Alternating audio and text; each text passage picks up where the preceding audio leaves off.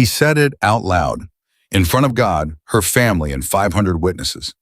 Giovanni Caccini, the most feared man in Chicago, stood at the altar, looked directly at Chiara Benedetto and said, "I don't want her. This wedding is over." Just like that. No warning, no apology. He turned and walked away while Chiara stood frozen in her white dress, her bouquet still in her hands, her whole world collapsing in real time. That moment, that single brutal moment, would change everything. And what happened next, nobody could have predicted it, not even him. If this kind of story speaks to your heart, subscribe to our channel right now, drop the name of your city in the comments below, and stay with us until the very end, because this story is just getting started. The morning of her wedding, Chiara Benedetto woke up before her alarm. She lay still in the hotel suite her family had rented for the occasion, staring at the ceiling, while the city of Chicago hummed softly outside the window. She was 22 years old, and in 4 hours she would be a married woman. She should have felt something beautiful, excitement, joy, the flutter of something new beginning. Instead, she felt the way she always felt, when she knew she had no choice, quiet, hollowed out, and very, very tired. She sat up slowly and looked at the wedding dress hanging on the back of the door. It was extraordinary. Hand-sewn lace from Italy, a 12-foot train pearls sewn along the neckline that had reportedly belonged to Giovanni's grandmother. The dress had been delivered without a note. That was the first sign she thought now that this marriage was not going to be about love. Her mother knocked and entered without waiting. Elena Benedetto was a small woman with sharp eyes and an even sharper tongue, and she moved through the room with the energy of someone managing a military operation rather than a wedding. "You're not dressed," Elena said immediately. "Good morning to you too, Mama." "Chiara," her mother's voice carried a warning in every syllable. "Do you have any idea how many people are already at that church? The Caccini family alone brought 40 guests from out of state. 40! Do you understand what it means if anything goes wrong today?" Chiara stood and walked to the window. "Nothing is going to go wrong. It better not." Elena picked up the dress and held it open like an offering. "Now come here and let me help you." Chiara turned and let her mother dress her. She didn't speak while the buttons were fastened. She didn't speak when her sister Rosa came in crying happy tears and called her beautiful. She smiled when she was supposed to smile, nodded when she was supposed to nod, and buried the cold, creeping feeling in her chest so deep that by the time the car arrived to take her to the church, she almost believed she had imagined it. Almost. The church was a cathedral in the Gold Coast neighborhood, all marble and stained glass, and the kind of history that made you feel very small. Chiara's father, Marco Benedetto, met her at the entrance and took her arm. He was a broad man, silver-haired, with the hands of someone who had worked very hard and the eyes of someone who had done things he would not talk about. He was the head of the Benedetto family, the other half of this alliance, and today he wore his pride like armor. "You look like your mother did on our wedding day," he said. "That's a lovely thing to say, Papa. Are you ready?" She looked at him. For a moment, she almost told him the truth. That no, she was not ready. That she had never met Giovanni Caccini alone for more than 20 minutes. That she had shaken his hand twice, sat across from him at one formal dinner, and exchanged exactly 4 texts, all of them logistics.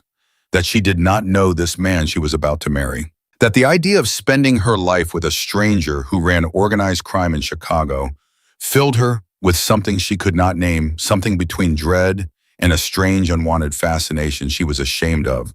But her father was looking at her with so much hope, so much weight, that she swallowed every word. "I'm ready, Papa." The doors opened, the music started, and Chiara Benedetto walked down the aisle. She saw him immediately. Giovanni Caccini stood at the altar with his back to her, his posture so perfectly still that he might have been carved from stone. He was taller than she remembered, broader. His dark suit was immaculate, and even from a distance, there was something about him that made the air feel different, heavier, charged like the pressure before a storm. When he heard the music change and the congregation shift, he turned. Their eyes met. Chiara had expected indifference. She had prepared herself for indifference. What she had not prepared for was the expression on his face when he saw her, something that moved across his features, too fast for her to read, something raw, and then immediately suppressed like a door slamming shut on a room full of fire. She kept walking. Her father placed her hand in Giovanni's. She felt the warmth of his fingers close around hers, firm and careful, and she made herself look at his face again. Up close, he was even more unsettling. Dark eyes that gave nothing away, a jaw that could have been cut with a blade, a scar along his left temple that the photograph she had been shown had not captured. He was 34 years old and he looked like a man who had seen things that had changed him permanently. He was also, she realized, with no small degree of irritation, extraordinarily handsome. The priest began to speak. Kiara focused on the priest's voice. She focused on her breathing. She repeated the instructions her mother had given her that morning. Stand straight, speak clearly. Don't cry. And she was doing fine. She was absolutely doing fine right up until the moment the priest said, "If anyone objects to this union, speak. Now or forever hold your peace." And Giovanni let go of her hand. The congregation didn't understand at first. There was a ripple of confusion, a collective shift, and then a silence that fell so completely that Kiara could hear her own heartbeat. "Giovanni," she said softly, just his name. He stepped back from her, one full step. His face had gone carefully professionally blank, and he turned to address the room the way a man addresses a boardroom, direct, controlled, and utterly without apology. "I apologize for what I'm about to say." His voice filled the cathedral without effort, deep and precise. "But I can't do this." Someone in the pews gasped, then another. Kiara heard her mother make a sound she had never heard her make before. "This wedding," Giovanni continued, "will not proceed. I've made an error in judgment. I take full responsibility for the disruption this causes, and I will make financial reparations to both families. But I cannot take this woman as my wife."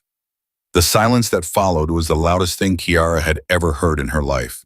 She stood in the middle of the cathedral in her 12-foot Italian lace wedding dress with pearls that had belonged to his grandmother sewn into the neckline. And she looked at the man who had just destroyed her in front of 500 people, and she felt something happen inside her chest that she had no name for. It was not quite grief, and it was not quite rage. It was something that lived beneath both of those things, something older and sharper, something that whispered very quietly that she was not going to let this stand. Her father's voice broke the silence like a gunshot. "Cassini." Marco Benedetto's voice was low and terrible. "What are you doing?" Giovanni did not flinch. "I am ending this engagement, Marco. It has nothing to do with your family's honor. Nothing to do with..." Her father stepped forward and two of Giovanni's men moved instantly, placing themselves between the two families with the practiced ease of people who had done this kind of thing before. Her father stopped. His face was the color of raw meat. "You made a promise, a formal agreement, witnessed by every major family on the East Coast. And I will honor every financial aspect of that agreement." Giovanni's voice did not waver. "But I will not honor the marriage itself." "That is the agreement." "Then I am in breach." He said it simply, cleanly, like it cost him nothing. "My lawyers will be in contact by Monday." He turned to walk off the altar, and that was when Kiara spoke. "Look at me." It wasn't loud. It wasn't dramatic.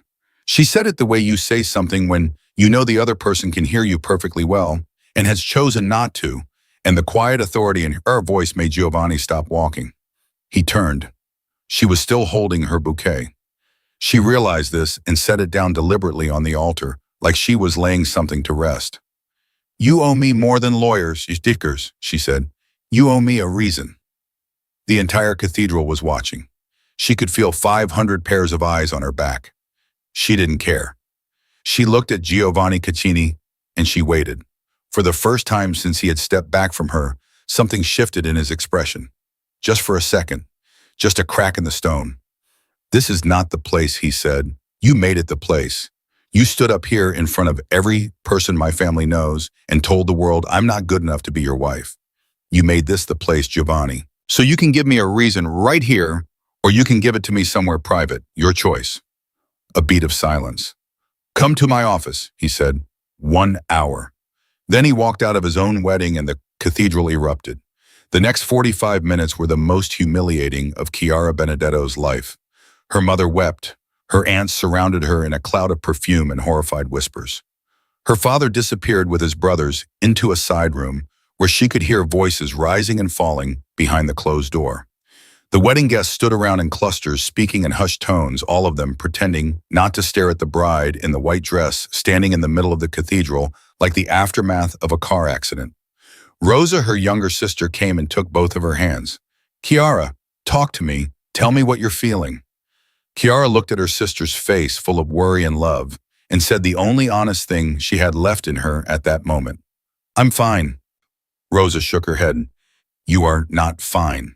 I know I'm not fine, but I'm going to need to be fine in about 40 minutes, so right now I am choosing fine. She squeezed Rosa's hands and let go. Tell Mama I've gone to change out of this dress. She didn't change out of the dress. She went to a private room off the vestibule, sat down in a chair, and for exactly 7 minutes she let herself fall apart. She pressed her hands flat against her thighs and she breathed through the humiliation, through the anger, through the strange grief of losing something she had never actually wanted, but had somehow convinced herself to accept. She breathed through all of it until it compressed itself into something she could carry. Then she stood up, pinned her veil back, and prepared to go demand answers from the most dangerous man in Chicago. The Cassini building was a glass tower in the Loop, the kind of address that cost money just to look at. Kiara arrived in the back of a car her family had insisted on providing with two of her father's men, who she immediately told to wait in the lobby. She was not going in there with an audience. The elevator rode up to the 32nd floor without stopping, like the building itself had been told to expect her. The office was enormous and almost entirely bare of personal detail, desk chairs, floor-to-ceiling windows that made Chicago look like a painting. Giovanni was standing with his back to the door when she entered, his jacket gone, his hands in his pockets looking out at the city like he owned it, which she supposed in many ways he did. She closed the door behind her. You came, he said without turning around. I told you I would. Most people, given what just happened, would have gone home. I'm not most people. He turned then. He looked at her, really looked at her the way he hadn't allowed himself to at the altar, and she watched him decide something behind his eyes. Sit down, he said. I'll stand, thank you. A ghost of something passed across his face. Not quite amusement, not quite respect. Something between the two. All right, he said. Then I'll stand too. He moved away from the window and came to rest against the front of his desk, arms crossed, watching her with those dark, unreadable eyes. What do you want to know, G? Why? I told you why. I made a mistake. That's not a reason. That's a statement. I want the reason behind the statement. Kiara, don't. She took a step toward him. Don't use my name like you know me. You don't know me. You've sat across from me at one dinner and sent me 4 text messages about logistics. You don't get to call me Kiara like we're old friends. You call me Ms. Benedito, and you give me the actual reason you just destroyed my family's reputation in front of 500 people. The silence stretched between them like a wire pulled tight. You don't know what kind of world I live in, he said finally. You're the head of the Chicago outfit. I know exactly what kind of world you live in. I was raised in the same world, Giovanni, just from a different side. Your world is not the same as mine. Then explain the difference. He was quiet for a long moment. She watched the muscles in his jaw work. She watched him decide again something she couldn't read. People around me get hurt, he said. People who matter to me. I've watched it happen. I've caused it to happen even when I didn't mean to. And I decided a long time ago that the safest thing for everyone was not to let anyone matter. She stared at him. And so you agreed to a political marriage you never intended to follow through on? I agreed to a political marriage I intended to honor in every way that mattered to the alliance. An arrangement, a formal agreement between families, a working partnership. He met her eyes. And then I met you. The temperature in the room changed. And then I met you, he repeated quieter. And it stopped being an arrangement. And I can't. He stopped. He turned away from her and put his hands on the edge of the desk, and she could see it in the line of his shoulders, the thing he was fighting. I can't afford to feel what I feel when I look at you. Do you understand? In my world, that is a liability. That is a weapon my enemies can pick up and use against me. Against you. I won't do that to you. Kiara was silent for a long moment. So, she said carefully, you humiliated me publicly, destroyed my family's alliance, and shattered my reputation to protect me. Yes, Giovanni. She waited until he turned to look at her. That is the most arrogant thing I have ever heard in my life. He blinked. Whatever he had been expecting her to say, it was not that. You made a decision about my life. She continued, her voice very steady, very clear. Without asking me, you decided I needed protecting without asking me if I wanted it. You decided I was a liability without telling me I had any value. And you did it in front of God and my entire family because what you're feeling scared you. You don't understand how dangerous. I understand basically how dangerous your world is. She walked closer, close enough that she had to look up at him now, close enough that she could see the exact moment the composure in his face began to fracture. My cousin was shot at his sister's birthday party. My uncle spent 11 years in federal prison. I grew up learning how to leave a room through a back exit before I learned how to drive. Do not stand there and tell me I don't understand danger. He said nothing. His jaw was tight. His eyes hadn't left her face. You're not protecting me, she said. You're running away from something that scares you. And you're using me as the excuse.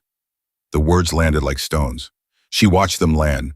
She watched him absorb them, and she watched the thing behind his eyes shift and crack, and something much rawer and more human come through the break. Yes, he said. The word was very quiet, almost inaudible. Yes, maybe I am. She had not expected him to admit it. Neither she thought had he.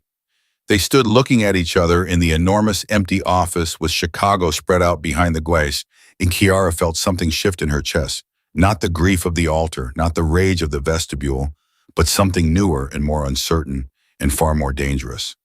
Then at least be honest about that, she said. At least give me the truth instead of dressing your cowardice up as protection. He absorbed that too. She gave him time to. I have never been called a coward, he said at last. There was no threat in it, just a fact. I imagine not. Most people are too afraid of you. And you're not. She looked at him steadily. I spent this morning preparing to marry you, Giovanni. If I were afraid of you, I wouldn't be standing in your office right now asking you to explain yourself. I would be home with my mother planning my very dignified nervous breakdown. For the first time, the very first time, she saw something that might have been the beginning of a smile touch the corner of his mouth. It disappeared almost immediately, but she had seen it. What do you want from this conversation, he asked. The truth, she said, and then I want to decide for myself what I do with it. He looked at her for a long time, long enough that she started to wonder if she had pushed too far, if the crack in his composure would close and the stone would come back. She held her ground. She held his gaze. She waited. The truth, he said slowly, is that I stood at that altar and I looked at you walking toward me, and I understood for the first time in my adult life what it meant to want something I was afraid to have. Not afraid for me, he added, and his voice was rougher now, stripped of its professional precision. Afraid for you, because the last person I loved, the last person who mattered to me in that way, I could not keep safe. And it destroyed me. And I swore I would never put myself in that position again. And I walked into this arrangement telling myself it was only an alliance, only business. And then I saw you at that dinner in December and you were... He stopped. She waited. You were so alive, he said. The words seemed to cost him something. Even in that room full of people who were measuring every word, you were so alive. And I knew then that I was in trouble. And every week since then, I have been telling myself that I could manage it, that I could keep it professional, that I could honor the agreement without feeling anything. Yes. And you couldn't. No. He looked at her. So I made the worst decision I've ever made, and I walked away from you in front of the world, and I told myself it was noble. And then you called me out in front of everyone, and he exhaled. I knew I was wrong. Kiara was quiet for a moment. She turned this over. She let it settle. You said someone you loved wasn't safe, she said. Who? The question was a risk. She knew it. She watched him decide whether to answer, and she watched him decide again to tell the truth. My mother, he said simply. When I was 17, my father's enemies used her to get to him. She survived, but not entirely. Not the way she was before. The room was very quiet. I'm sorry, Kiara said. It's why I took over from my father as early as I did. It's why I run things the way I run things. No attachments, no vulnerabilities, and no joy. He looked at her sharply. No joy, she repeated gently, but without apology. No one to fight for. No one who knows your face in the morning.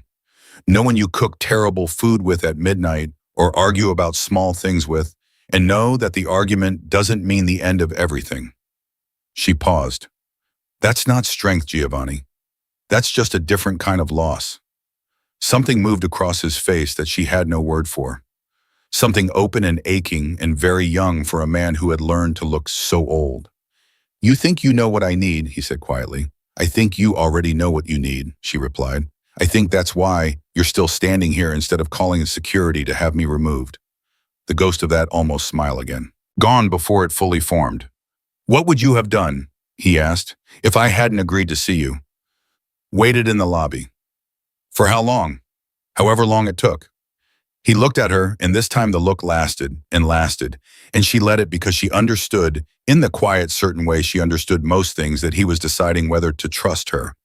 Not just with his reasons, with the part of himself that those reasons had been built to protect.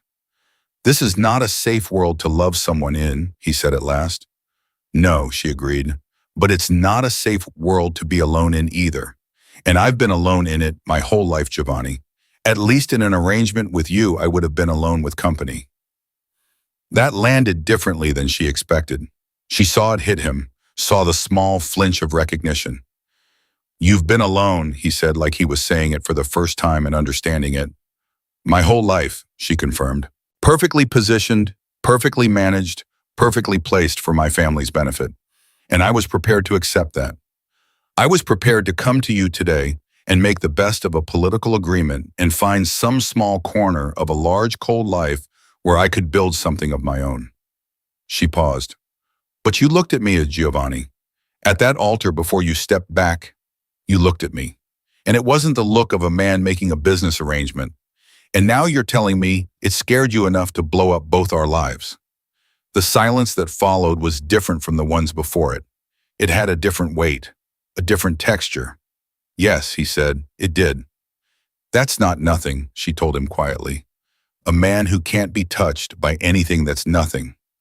A man who looked at me the way you looked at me and was scared of it, that's something.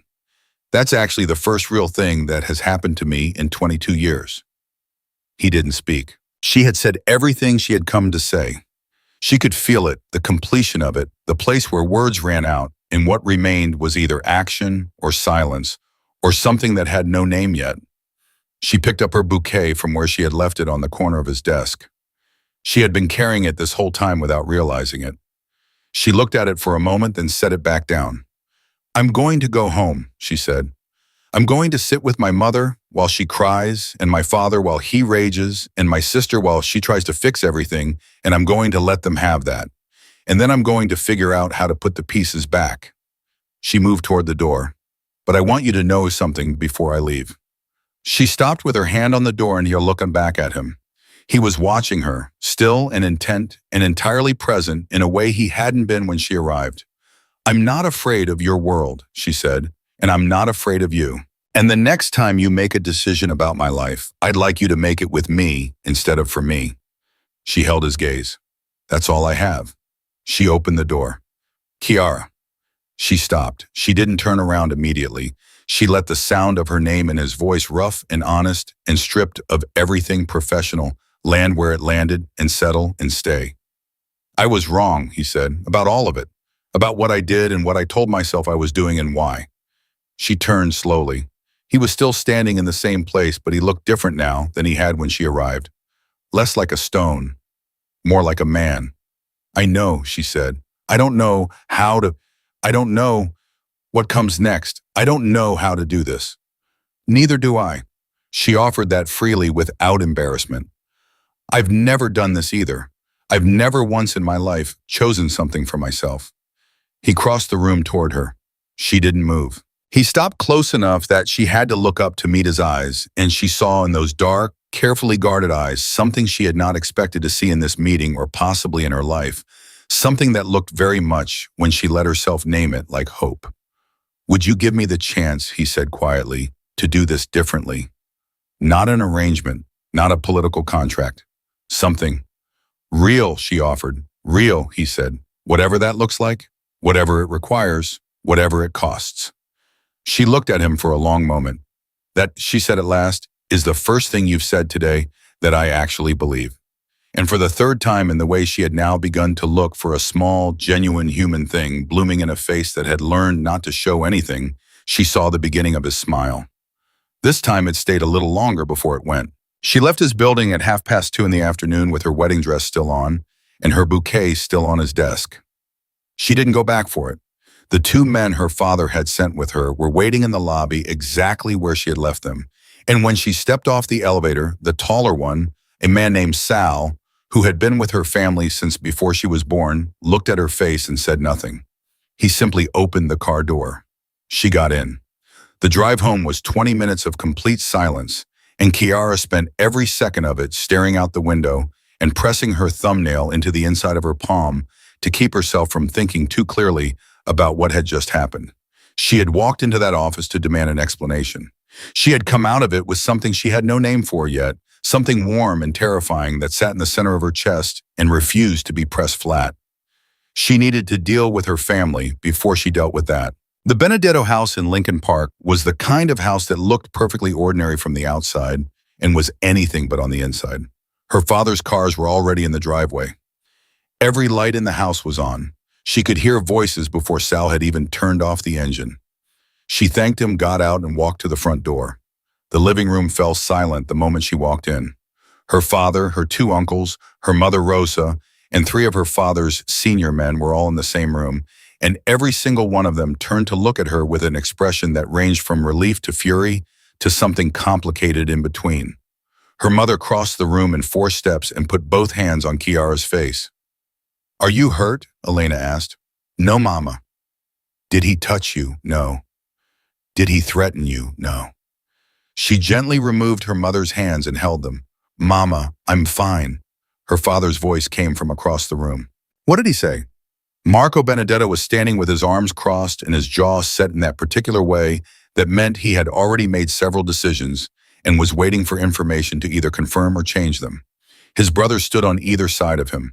The three of them together looked like a wall. Kiara turned to face her father. He explained his reasons. His reasons? Marco said the 2 words like they tasted bad. He has reasons for humiliating my family in front of every major alliance we have built in 20 years. I would very much like to hear those reasons. They were personal. There is nothing personal when it involves the Benedetto named Kiara. Papa, do you know what has been happening while you were getting?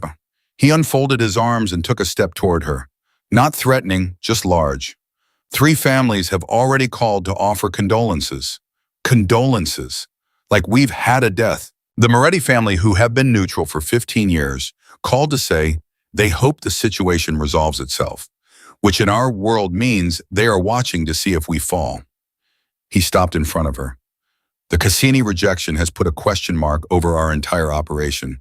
People are asking if we have lost power, and you went to speak to him alone.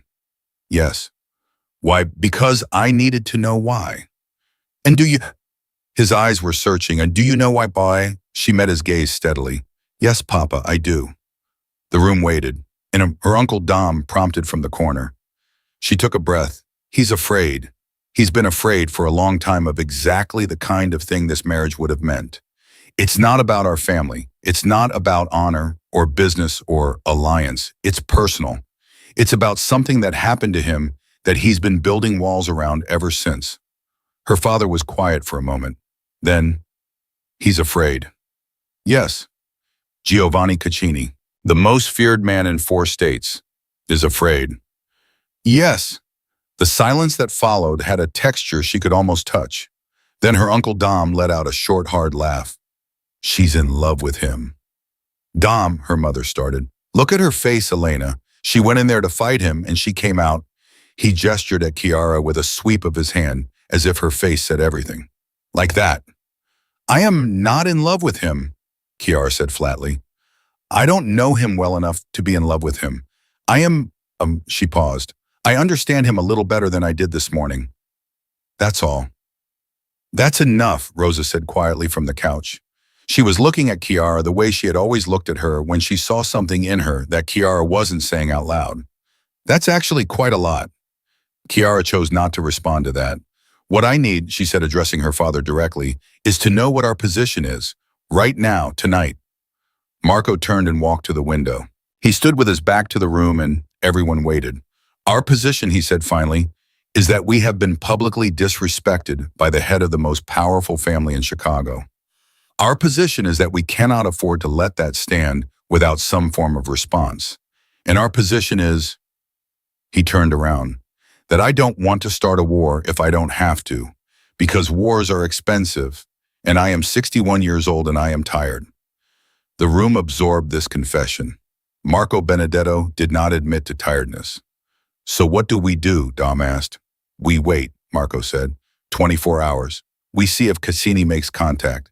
If he does, we talk. If he doesn't. He looked at Chiara. Then we talk about what comes next. He walked past her toward the hallway. Papa, she said it to his back. He stopped. He said he was wrong, she told him. He said it to me directly. He said he didn't know how to fix what he'd done, but he wanted to. Her father didn't turn around right away. She watched the muscles in his shoulders shift. People who want to fix things, he said carefully, find ways to do so. Then he walked out of the room.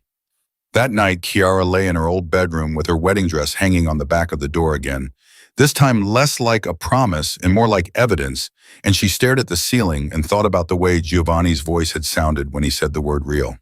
Whatever that looks like, whatever it requires, whatever it costs. She was still thinking about it when her phone lit up at 11:47, an unknown number. She picked up. I know it's late. His voice, low, careful, entirely too recognizable after only one real conversation. She sat up in bed. How did you get this number? I have significant resources. That's not an answer, that's a threat. It's not a threat. A pause. It's an embarrassing admission that I asked my assistant to find it for me, which took him approximately 4 minutes, and which means you should probably change your number. She blinked. That was almost a joke. From Giovanni Caccini at midnight. Why are you calling? She asked. I wanted to make sure you got home safely. You could have had your men check that. I did. I still wanted to call. She was quiet for a moment. She could hear him breathing on the other end of the line, slow and even, and she could imagine him standing at his window again, probably with Chicago spread out below him. My father is giving you 24 hours, she said. If you don't make contact, he'll decide what comes next. I'm aware. I've already reached out to his office. You have. Tonight, 2 hours ago, I requested a formal meeting tomorrow morning. She absorbed this. He didn't tell me. He may not have decided yet how he feels about it. What did you say in the request? A beat. That I made an error in judgment today that affected his family's standing and that I would like the opportunity to correct it. And how would you correct it? The pause this time was longer. That depends, he said, on whether you're willing to let me try. She pulled her knees up to her chest. The room was very dark. Outside, she could hear the distant sound of the city, a car, someone sees music, the ordinary breathing of a neighborhood that had no idea what her day had been. You called at midnight, she said, to ask me that. Yes. You could have asked me that this afternoon in your office when I was standing right in front of you. I know. He was quiet for a moment. I think I needed a few hours to be certain I actually meant it. Of all the things he had said to her, that one landed the softest and went the deepest. I'm not going to make this easy for you, she said. I don't want easy. Easy is what I've been doing for 12 years, and it hasn't made me anything worth being. She let that sit between them. Go to sleep, Giovanni. Is that a yes? It's a go to sleep. She paused. We can talk tomorrow, after you have met with my father. And if the meeting goes badly, then we'll deal with that when it happens. She hesitated. But it won't. How do you know? She thought about her father's face when he said he was tired. She thought about Marco Benedetto at 61 building alliances for decades, raising a daughter to be a political tool because he believed that was the best protection he could give her. She thought about how a man like that looks at another man who says he was wrong and wants to fix it. Because my father has been in this world long enough to recognize when a man is telling the truth, she said, and because he respects honesty more than he respects pride, even when the honest thing is an apology. Giovanni was quiet. Good night, she said. Good night, Chiara. She ended the call and sat in the dark for a long time, pressing her thumb against the screen of her phone, and told herself very firmly that the warmth spreading through her chest was just relief. Just the normal human relief of a terrible day beginning to resolve itself. She didn't quite believe it, but she held on to it anyway. She was asleep within the hour for the first time all day, without her hands pressed flat against her thighs. The meeting between Giovanni Caccini and Marco Benedetto took place the following morning at a private club in the Gold Coast. That was, as far as the general public was concerned, a members-only restaurant, and as far as everyone who mattered was concerned, the only truly neutral ground in Chicago for the kind of conversation these two men needed to have. Chiara was not invited. She found this out at 7 in the morning when Rosa knocked on her door to tell her, and she spent approximately 40 seconds being angry about it before she decided that her anger was not useful here and redirected it toward making coffee. She waited. She helped her mother reorganize the pantry, which Elena had apparently decided needed reorganizing with great urgency. She listened to her aunt call twice to ask how she was feeling and said fine both times.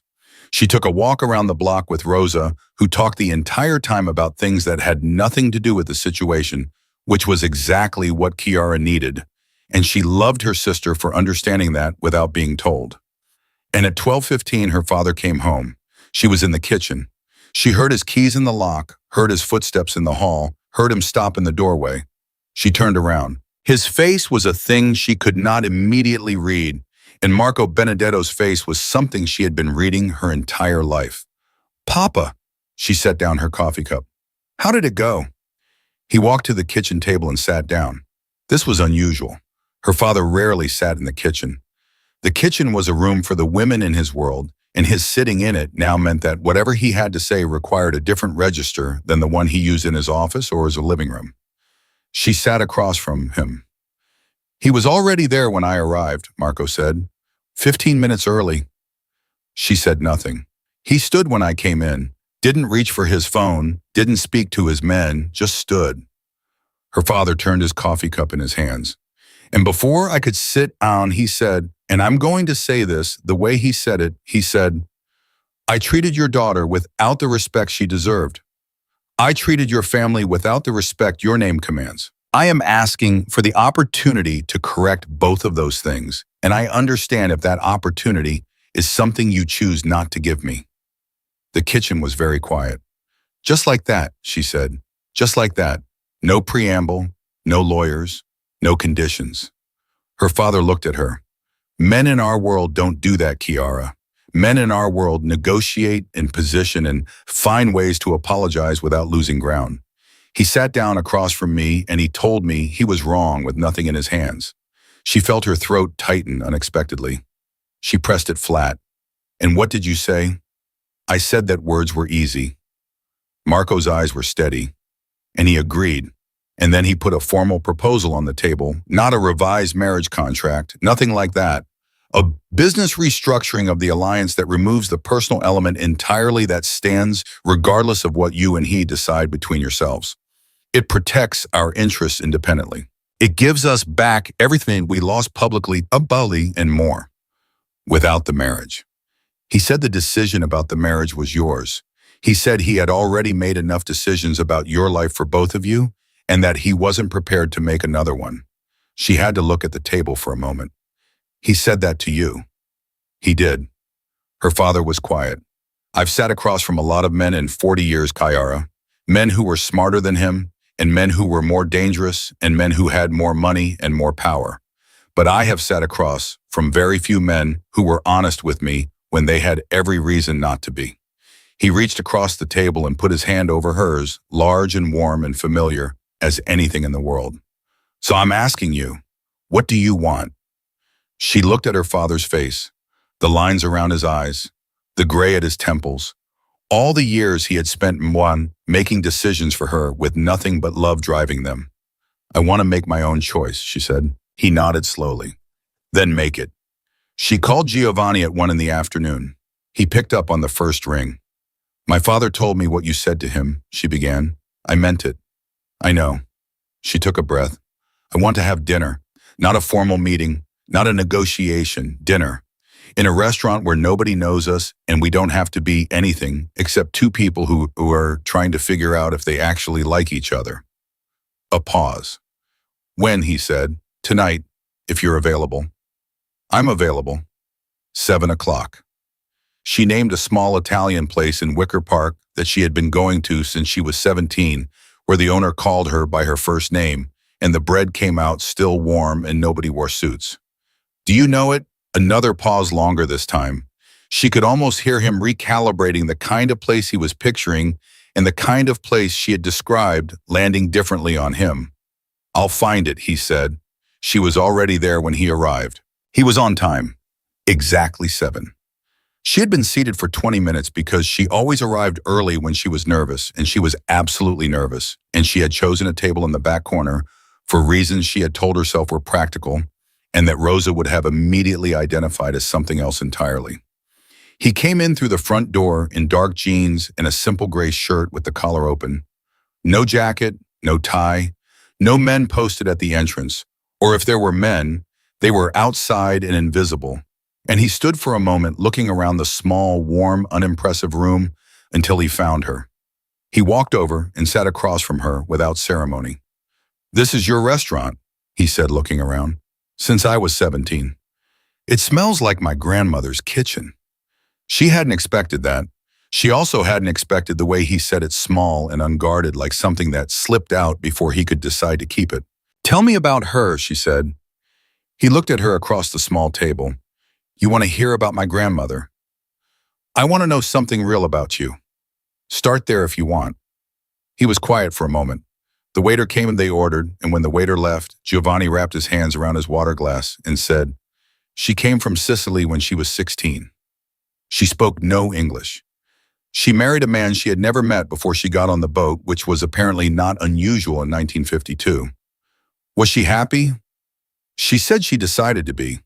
He said it carefully. She said happiness was a decision she made every morning before she got out of bed, that if she waited for someone else to give it to her, she'd wait her whole life. Smart woman.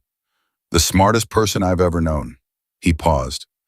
She was the one who told me what I was becoming before I had the words for it, when I took over the family. She said, Giovanni, you are building a cage and calling it a kingdom, and one day you will not remember which side of the bars you are on. The air between them shifted. And you didn't listen, Chiara said. I thought I knew better. He looked at her. I was 26, and I thought certainty was the same thing as strength. And now I'm 34, and I am sitting in a restaurant in Wicker Park because a 22-year-old woman told me I was a coward, and she was right, and I find that I'm not as bothered by being wrong as I would have been 10 years ago. She smiled. Small, real, unguarded. That might be the most self-aware thing you have said. Don't tell anyone. I have a reputation. She laughed. It surprised her. It surprised him too. She saw it. The thing that moved across his face when she laughed, like he was seeing something he hadn't expected and filing it away somewhere careful. The food came. They ate. They talked not about families or alliances or the wreckage of the day before, but about things that had nothing to do with any of that. He told her about a summer he had spent in Naples when he was 12. She told him about the nursing degree she had started and quietly abandoned when her family decided her future lay elsewhere. He went still when she said that. You wanted to be a nurse, he said, and I am a nurse, technically. I have the degree, I haven't practiced. She turned her wine glass in her fingers. My father needed me available. For events, for introductions. For today. She said the last word without bitterness, just fact. You gave up your career for your family. I made a choice. Nobody forced me. Did they need to? She looked at him over the rim of her glass. What does that mean? It means that a person can be pressed into a shape by things that never touch them directly. He held her gaze. A person can choose to give things up because the alternative is disappointing people they love. And that kind of pressure doesn't leave bruises, but it's still pressure. She set her glass down. You're going to say something very uncomfortable now, she said. You should practice nursing. Giovanni, not because you owe it to yourself or because it's your dream or any of those things people say, because you're clearly good at it. He said it simply like he'd just worked out a math problem. You walked into my office yesterday and you diagnosed exactly what was wrong with me inside of 10 minutes. That's not a skill you develop arranging dinners. She didn't speak for a moment. You're telling me to pursue my career on our first date.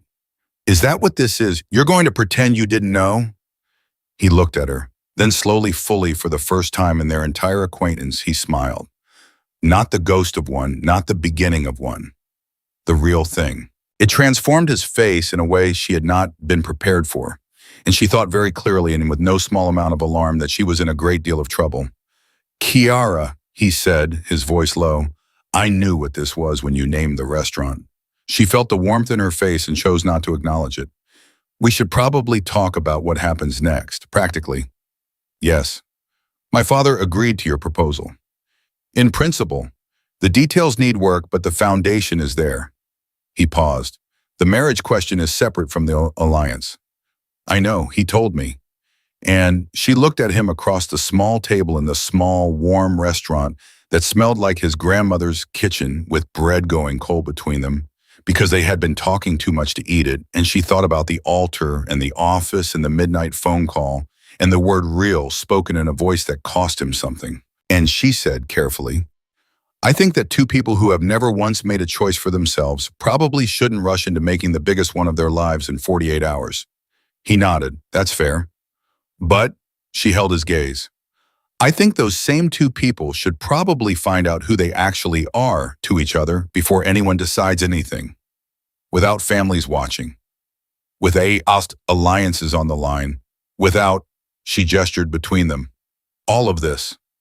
You want to get to know me. I want to get to know you, she confirmed. The real version, not the version I was given in a file. He was quiet for a moment. There are things about my world that won't change. Things that are part of who I am, whether I want them to be or not. I know. And you're not afraid of that. I already told you I'm not afraid of you. She paused. I'm a little afraid of this, she admitted, and she gestured between them again. The small space across the table, the undeniable thing that had been living in that space since the altar. This specifically, whatever this is, that I'm afraid of. He looked at her with something steady and unhurried. Good, he said quietly. So am I. She looked at him. That, she said, might be the most honest thing either of us has said. He lifted his water glass. She lifted hers. They touched the rims gently together.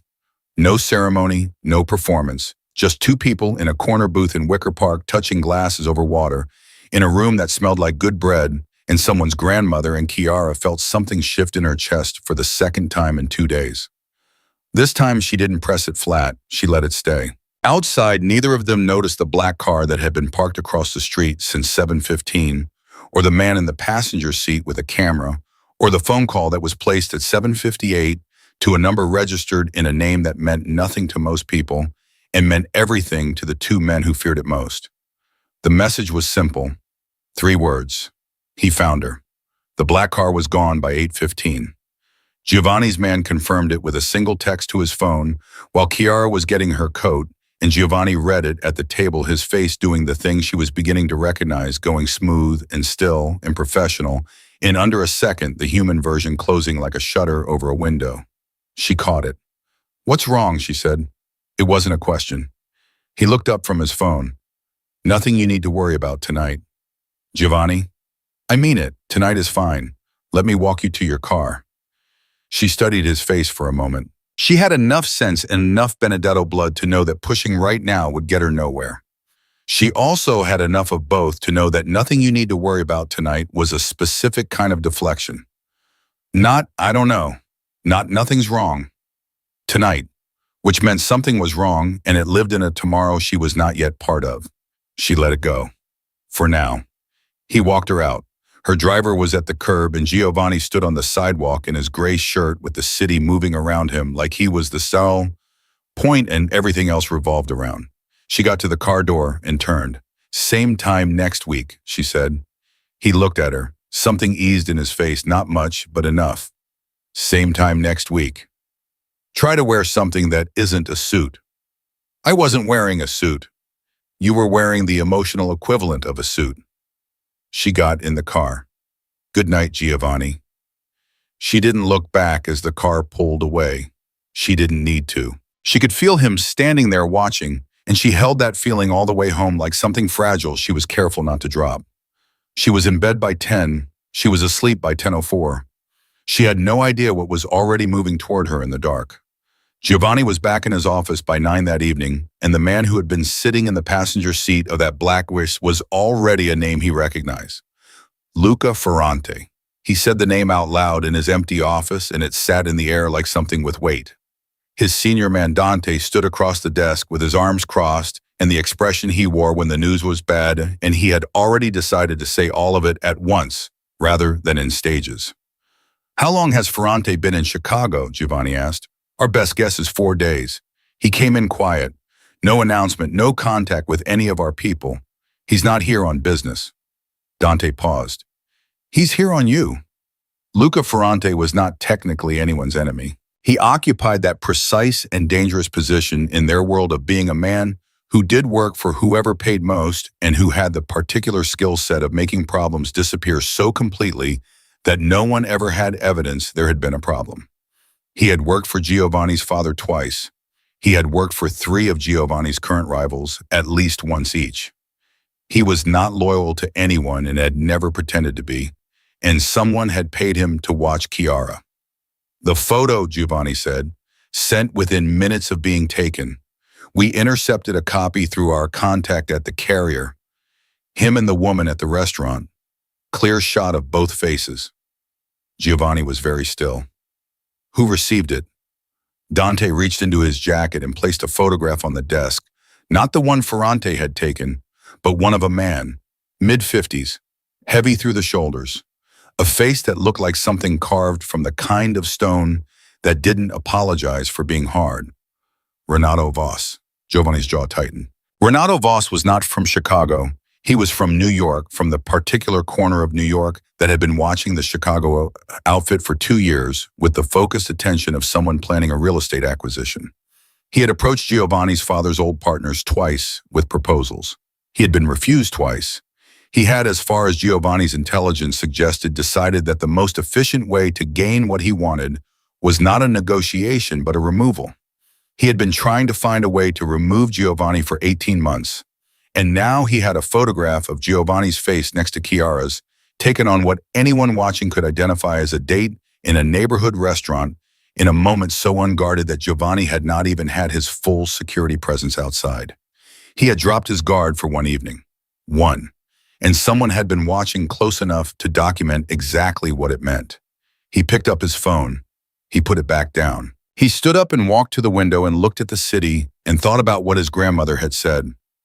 A cage and a kingdom. He thought about sitting across from Chiara in that warm, small restaurant and feeling for the first time in years like a person instead of a position. And he thought about his mother, what had happened to her, what it had looked like after. "Dante," he said without turning around. "Boss, I need her protected, quietly. She can't know the full scope of it, not yet. She'll push back and she'll be right to. And I need to figure out the right way to handle this conversation with her, but I need eyes on her immediately. Already arranged, 2 men on the house from tonight." He turned. "Good." He picked up his phone again. "And get me everything on Voss's current movements. I want to know where he is, who he's spoken to in the last 2 weeks, and whether anyone in our alliance has had contact with him that they haven't reported. You think he has someone on the inside?" "I think he knew exactly which restaurant to have Ferrante watch." Giovanni set the phone on the desk face down. "And I never told anyone where I was going tonight." The silence that followed that statement said everything. He slept 3 hours. He was at his desk by 5. Chiara found out about the security detail at 7:15 the following morning when she looked out her bedroom window and saw a car she did not recognize parked directly across the street with 2 men in it who were not making any attempt to look like they belonged there. She called Giovanni before she had finished her first cup of coffee. He picked up immediately. "Good morning. There are 2 men outside my house." "I know." "Giovanni, I was going to call you this morning to explain. You're explaining right now." She heard him exhale. Then, without dressing it up, without softening it, he told her. All of it. Ferrante, the photograph, Voss, what Voss wanted and how long he had been wanting it, and what the photograph of Chiara's face in his possession could mean. She listened without interrupting. This was something people who knew her always noted. Chiara Benedetto, when it mattered, listened completely. She did not fill silences. She did not rush ahead. She absorbed. When he finished, she was quiet for a moment. You dropped your guard, she said, last night. That's what you're saying. Yes. Because of me. Yes. Another silence. He waited for anger. He had prepared for anger, the same anger she had given him in his office about making decisions for her, which he had fully deserved and which he expected again now, because this situation bore the same shape of a decision made without her input. How serious is Voss? She asked instead. He paused. Serious enough that I've been managing him carefully for a year and a half. And the photograph changes the management. It gives him something to use, something I care about, which means it changes the... He stopped. The calculation, she said. Yes, because I'm a liability now. I didn't say that. You were about to. No, his voice was firm. I was about to say it changes what I'm willing to do, which is not the same thing. He paused. You are not a liability, Chiara. You're a person who was photographed having dinner by a man I should have anticipated. The liability is mine. She absorbed this too. Outside, the car across the street had not moved. I grew up in this world, she said finally. I know what a threat looks like. I know what protective detail looks like. You can tell me the truth. I am telling you the truth. Then tell me what you need from me. He was quiet for a beat, the kind of quiet that meant she had said something he hadn't expected. I need you to let the security details stay, he said, for now, while I deal with this. Done. And I need you not to go anywhere without telling me first. Not because I'm controlling where you go, because I need to know what coverage is in place. I understand the difference. I know you do. Is there anything else? Yes. A pause. I'm sorry I didn't tell you last night. She considered this. You were deciding how. I was deciding if. Giovanni. I know. Old habit. He said it with the bluntness of someone who had already had the argument with himself. I'm working on it. Work faster. But she said it without real heat, and she heard him hear the difference. I'll call you this afternoon, he said, when I have more information about Voss. I'll be here. She hung up, put her phone down, and looked at the car across the street for a long moment. Then she got up, made a second cup of coffee, and walked outside to the sidewalk in her sweater and handed one of the men in the car a cup through the window. He looked at her like she had handed him a grenade. You're going to be out here all day, she said. The least I can do is provide coffee. The man, young, dark-haired, clearly not trained for this particular social situation, looked at the coffee and then at her and then at his partner and then back at her. Thank you, Ms. Benedetto. Chiara, she turned and went back inside. She didn't tell herself that the small act of normalcy was a way of managing fear. It was, she knew it was, but it worked. Giovanni's call came at 2 in the afternoon, and it was not the call she had been expecting. There's been a development. His voice was careful, too careful. The professional register, which she was beginning to understand, meant something had happened that he had not planned for. Tell me. One of my men was approached this morning, someone operating on Voss's behalf. They offered him a significant amount of money for information about my movements, specifically about you. She sat down slowly. Was it someone you trusted? Yes. Did he take it? A pause. No, he came to me immediately. Another pause. But the fact that Voss chose him means Voss has been watching my operation more carefully than I realized. He knew who to approach. He knew the right pressure points, which means he has information from somewhere else. Yes, inside your organization. That is my current working theory. She pressed her free hand flat against the kitchen table. What does that mean for you? It means I have a problem I need to locate and remove before it becomes a larger problem. His voice was steady. It also means that until I do, I need to limit the circle of people who know the details of my movements, including yours. How small a circle? Very small, he paused. Dante, my lawyer, and you. The weight of that landed on her like something physical. You're trusting me with this, she said. You asked me to make decisions with you instead of for you. She could hear something in his voice that wasn't quite vulnerability. It was something harder than that, something that had made a choice and was standing behind it. This is me doing that. She took a breath. Okay. What do you need? I need to see you in person. Tonight somewhere that isn't your house and isn't my office and that nobody in my organization is told about in advance. She thought for exactly 4 seconds. There's a small clinic on the north side, she said, where I used to volunteer when I was in nursing school. The director is a woman named Frances Cho. She's not in our world. She has no connection to either family. She owes me a favor and I trust her completely. A clinic. It's private, it's neutral, and nobody would think to look there. She paused. Is that the kind of location you need? A beat of silence. Yes, that's exactly the kind of location. She could hear the slight shift in his voice, the small recalibration, the thing she now recognized as him, adjusting his picture of her. How soon can you set it up?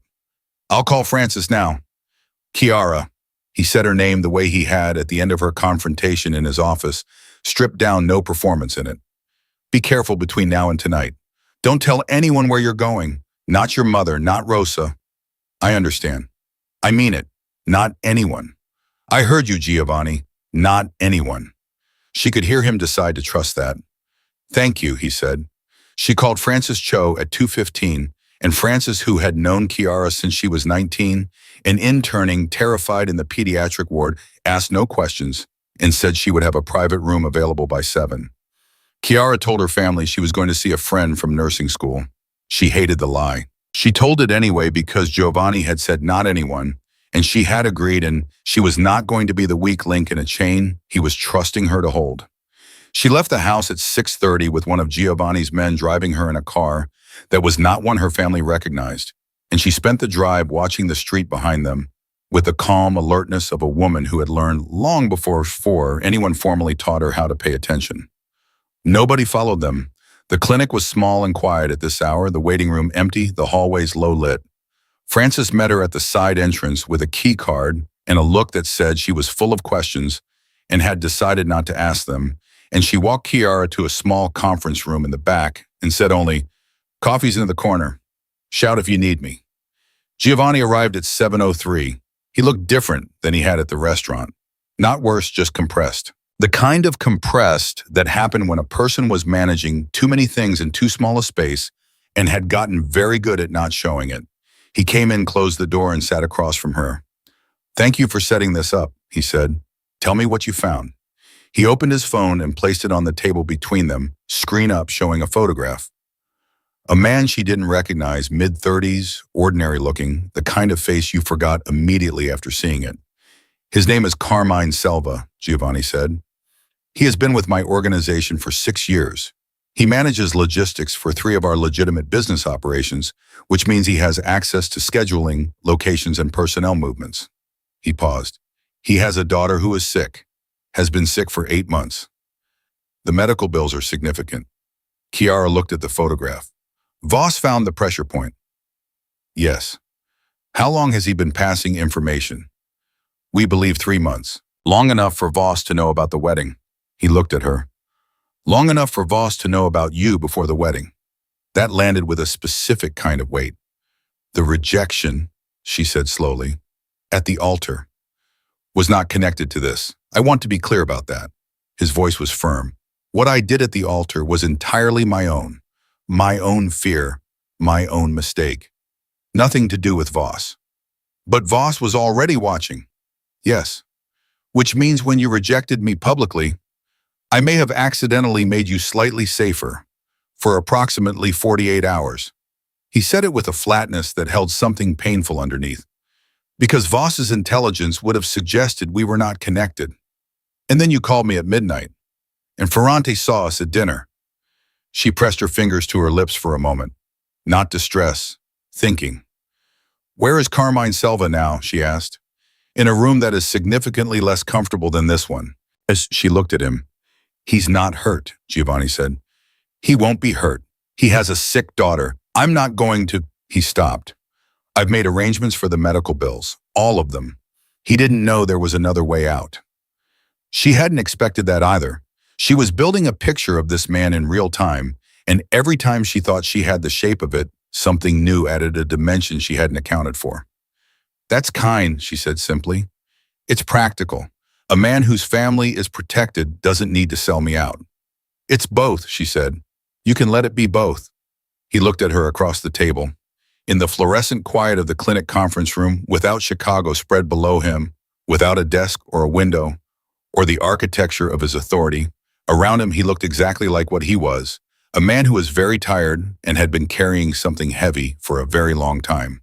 The Selva problem is contained, he said. The larger problem is Voss, who now has a photograph of you and has demonstrated he is willing to use your existence as leverage. He leaned forward. I need to make a move, something that tells Voss clearly and publicly that you are under my protection, something that changes the calculation for him that makes using you against me more costly than it's worth. What kind of move? He was quiet. She looked at his face. She looked at the particular quality of that quiet. Oh, she said, I'm not asking you want to finish what we started at the altar. He held her gaze. I want to give you the choice, completely freely. No alliance obligations, no family pressure. I want to tell you what it would mean strategically, and I want you to tell me what you want to do. He paused. And if your answer is no, I will find another way to protect you. There is always another way. She sat with this. A week ago, 48 hours ago, she had been a woman about to marry a man she didn't know to satisfy a political arrangement she hadn't chosen. She had made peace with that. She had dressed herself in Italian lace and pearls, and she had walked down an aisle, and she had prepared quietly and thoroughly to make the best of a life she had not designed. And then everything had broken open. And in the breaking open, something had gotten in. Giovanni, she said carefully, I need you to understand something. If I say yes to this, and I'm not saying yes yet, I'm telling you what yes would mean. It will not be because Voss exists. It will not be because of strategy or protection or the alliance or any of the things that got us to that altar the first time. She looked at him steadily. If I say yes, it will be because of last night. Because of what you told me about your grandmother, and because you told me to go back to nursing, and because you said the word real in your office and meant it. She paused. Those are the only reasons that matter to me.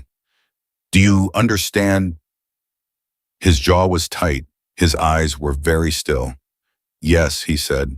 I understand. Good. She folded her hands on the table. Then I need more dinners. He blinked. I need to know you better than I do, she said. I need to know who you are when nothing is on the line. Not the man managing a crisis, not the man at the altar, not the man making strategic calculations. I need more of the person who smiled at me last night and thought I couldn't see it. She held his gaze. Can you give me that? Something moved across his face. The open thing. The thing he kept trying to close and kept failing to close, at least in front of her. I can try, he said. Trying is fine. Trying is all I'm asking for.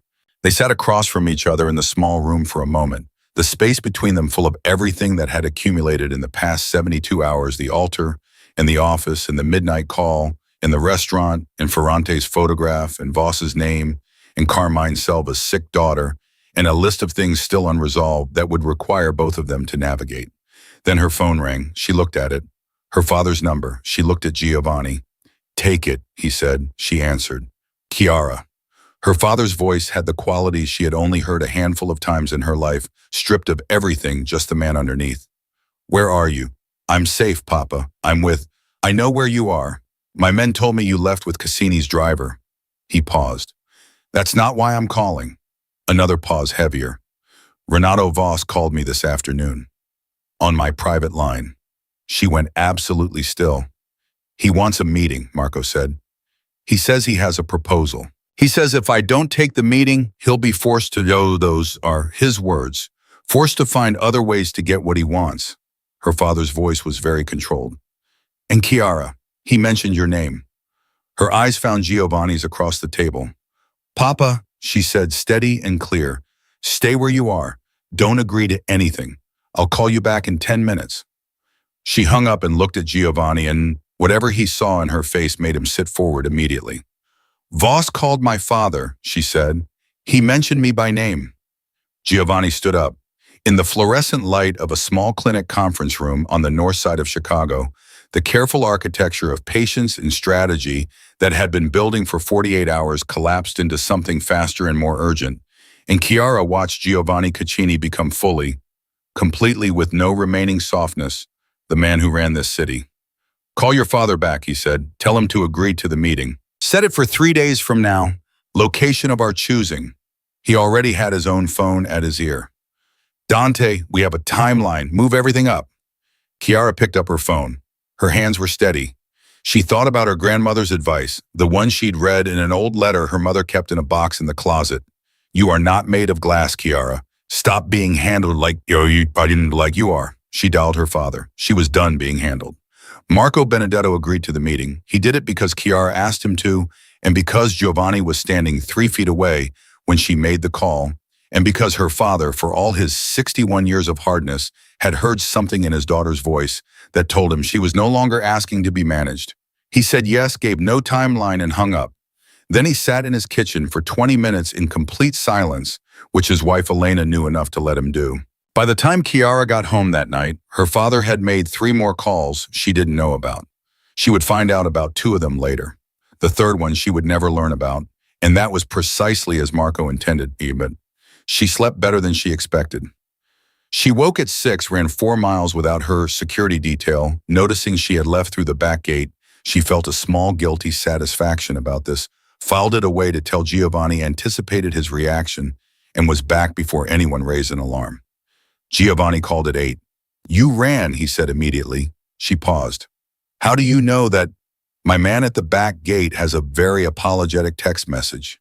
"You have a man at the back gate." "I have men at both gates, the side entrance and the roof of the building across the street." A beat. "You went out the back gate at 6:12 and came back at 6:51. 4 miles roughly. You run fast." She sat down on the bottom stair. "That's either very reassuring or very alarming." "I'm going to need you to stay inside the perimeter for the next 3 days, Chiara. I heard you the first time, and yet I needed to run. I think better when I run." She paused. "I've been doing it since I was 16, Giovanni. I'm not going to stop because Renato Voss exists." A silence. She could hear him deciding between safety and sense, and she gave him time to decide correctly. "Tell me next time," he said finally. "Before, not after." "Done. And take Sal with you." "Sal is 63 and his knees are bad." "Then take someone with good knees." "Fine, Eva." She paused. "How is the Voss situation this morning developing?" He said it with a flatness that she had learned to decode. Developing meant moving faster than he had planned and in a direction that required adjustment. "We've confirmed he's been in contact with 2 of my rivals in the last week. Nothing formal, exploratory conversations." Voss is the kind of man who builds a coalition before he commits to anything. He wants to know what support looks like before he applies pressure. He's measuring whether anyone will back him if he moves against you. "Yes. And will they?" A pause that was slightly too long. "That depends on what happens in the next 72 hours. She pressed her phone harder against her ear. "What are you not telling me?" "Several things, but the most relevant one is that the meeting your father agreed to is not just a meeting." He paused. "Voss will use it to make an offer. To your father, directly. He will offer your family a better alliance than the one you currently have with me, with conditions." "What conditions?" "That your father steps away from our agreement, publicly." She was quiet for a moment.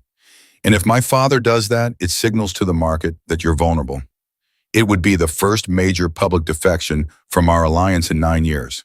Combined with what happened at the altar, yes. It would signal vulnerability. It would tell every rival I have that the moment is right." He paused. "Voss is not stupid. He is using your family as the first move." "He's using me as the first move," she said. "I'm the lever." "I know. Because of the photograph. Because now he knows I have something to lose." His voice was very controlled, which I should have anticipated and didn't. "That is my mistake, not yours. I want that to be absolutely clear. I'm not blaming you." She stood up from the stair. "I'm trying to understand the board. What does Voss actually want? Not your alliance, not your territory. What is the end objective?" Another pause. This one different, the pause of a man who was deciding how much truth to give a person he was still learning to trust completely. He wants the port contracts, Giovanni said. 3 of them. Federal blind spots legacy arrangements worth 8 figures annually. They've been in my family's operation for 22 years. He's been trying to buy them, negotiate them, legally challenge them. Nothing worked. His voice was flat.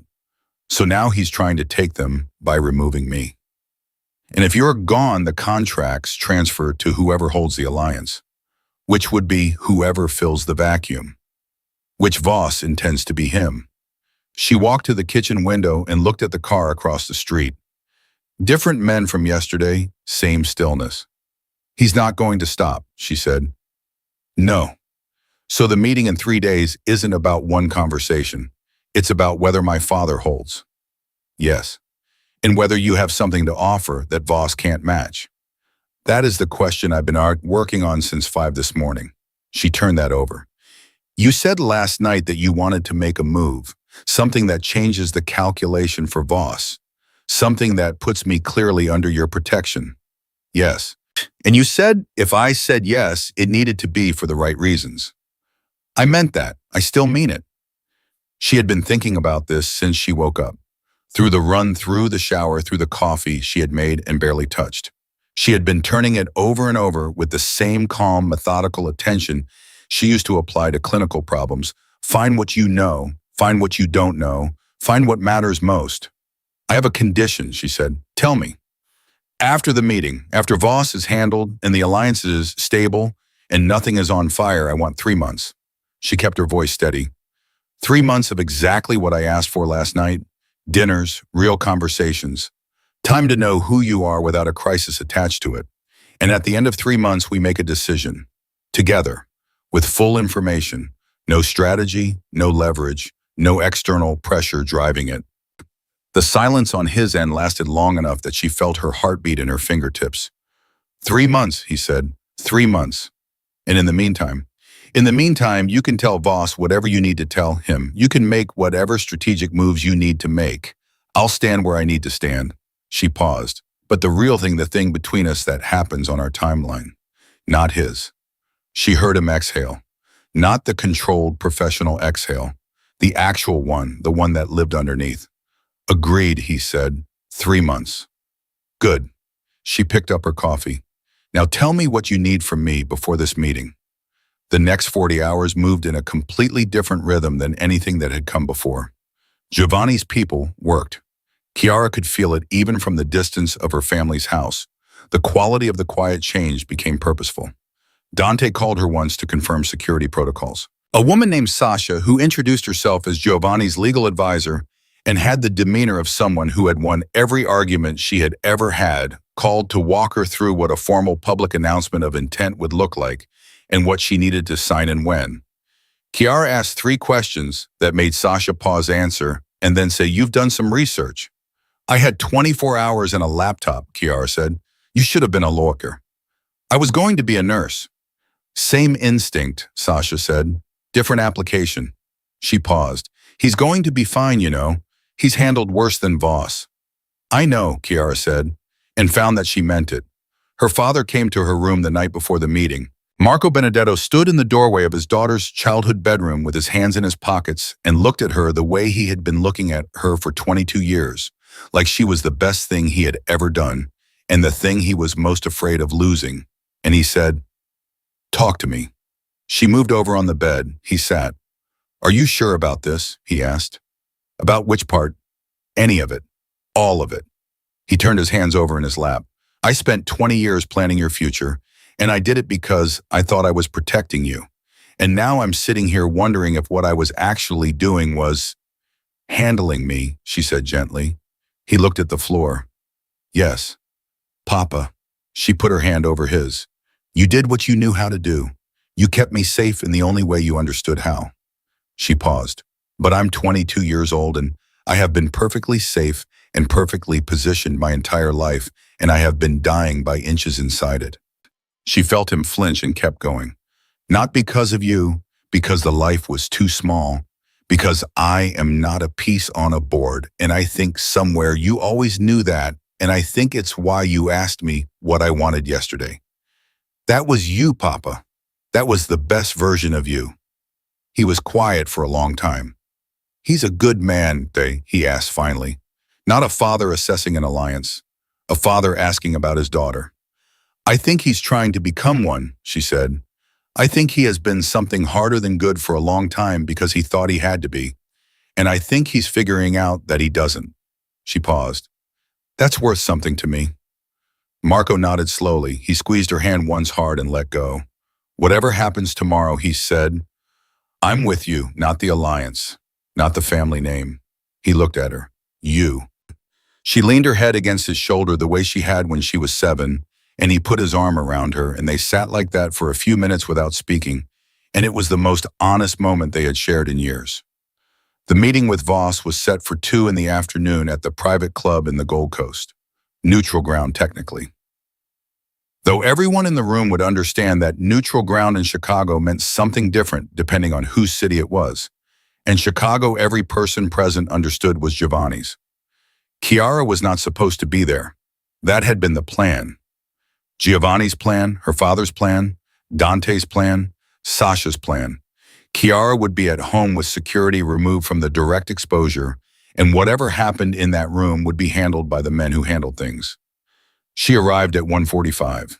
The look on Dante's face when she walked through the side entrance in a gray dress with her hair pulled back and her chin at the exact angle that Rosa called her. "Don't argue with me" face was, she thought, almost worth the argument that followed. "Ms. Benedetto," Dante said, stepping in front of her. "You are not supposed to be here." "I know. Mr. Cassini specifically." "I know what Mr. Cassini specifically said. I'd like to speak with him before the meeting starts." She looked at Dante steadily. "Please." Dante pulled out his phone.